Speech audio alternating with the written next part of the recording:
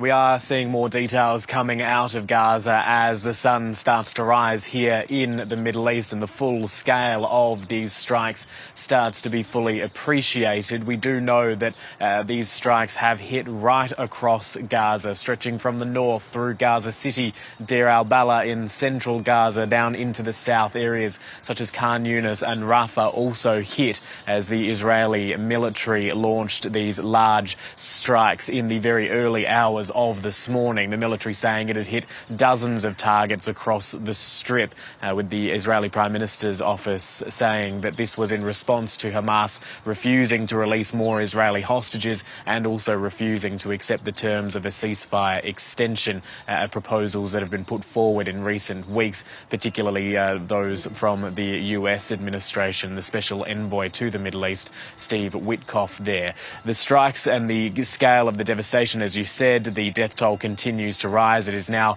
at more than 200, but no doubt that figure will continue to rise as more of the devastation is realised, as more crews get out to some of the buildings which may well have been hit, and more people are brought into hospitals. There are some pretty confronting scenes coming out of Gaza this morning, local time, with many bodies being brought in, particularly of children, desperate parents racing into these hospitals, clutching the bodies of their children who have been caught up in these strikes, and we'll see more of that, unfortunately, throughout the course of the morning here in the Middle East. Yeah, seeing some of those pictures coming through now, Matt. So what does this mean for the ceasefire in Gaza and these ongoing negotiations?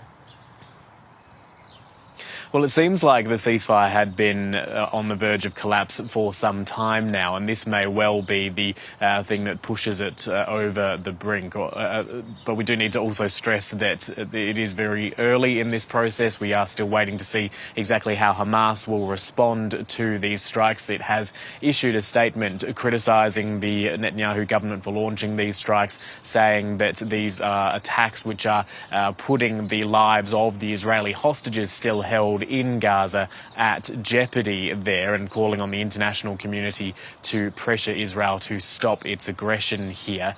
We do know that over the course of the last few weeks there have been some negotiations on the future of the ceasefire. That initial 6-week truce came into force on the 19th of January. It lapsed a fortnight ago, and there has been little to no progress made on what will happen going forward. Hamas has accused Israel Hamas has accused Israel of stalling in these processes, of trying to extend the first phase of the ceasefire to get more Israeli hostages out while avoiding the necessary discussions on how to end the war, how to bring about a lasting peace in Gaza. Some of the issues that needed to be discussed there included the full withdrawal of Israeli forces from Gaza, something that Hamas has said Israel has been refusing to discuss. So those talks are still present. They are still ongoing. They will, of course, take a very different flavour as a result of these strikes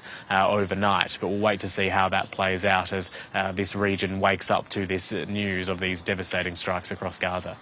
Matt, is there any idea yet what sort of a reaction we can expect to see in Israel to these strikes?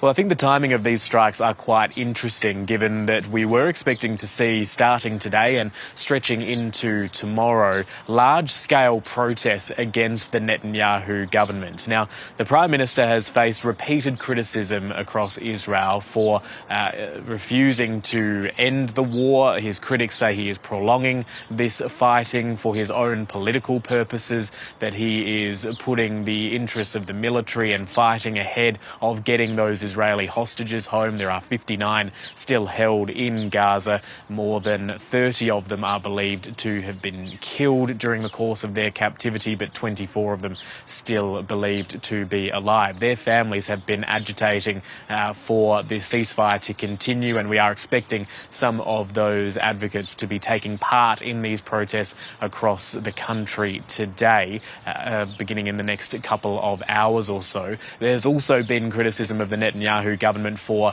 something of a purge of senior defence and intelligence officials who are defying Benjamin Netanyahu and his government, including the head of the Domestic Intelligence Service, Shin Bet.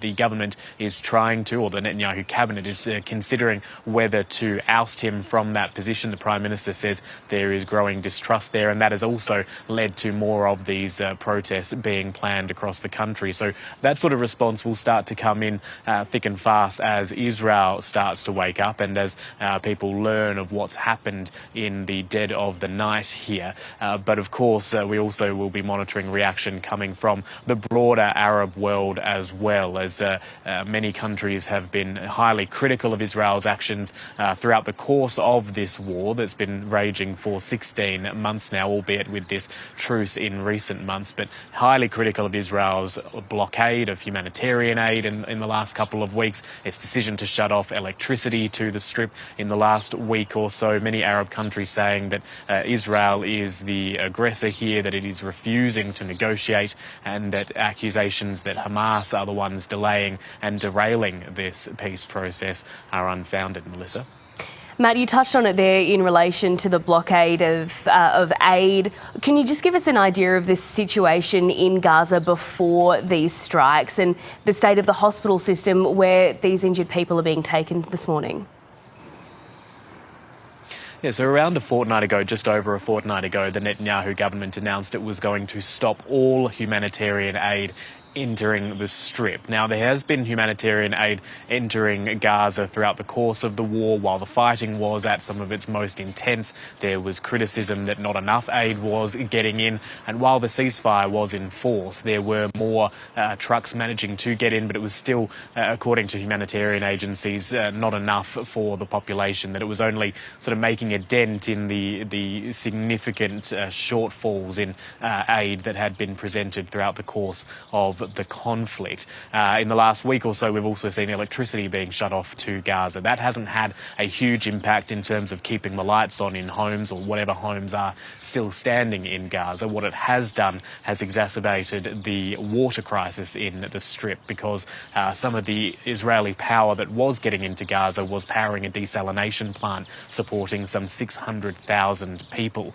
When it comes to the health system, that has been on the brink of collapse for many months now, with hospitals having been targeted during the course of the war, Israel accusing Hamas of using some of those facilities as command centres, as weapons stockpiles, Hamas rejecting those claims many times over the course of the last few months or so. But we do know that the health system is incredibly stretched. It is hampered in what it can provide in terms of treatment to the local population. Complex surgeries and the like simply cannot happen in some of these hospitals because the infrastructure has been damaged, and also the medical staff just aren't there as well, many of them having been killed during the war as well. So it is a very dire situation, and these strikes, as that death toll continues to rise, we of course are talking about the death toll, but there are many more casualties as a result of these strikes. That will put even more pressure on an already buckling health system in Gaza, and that will continue for some time now.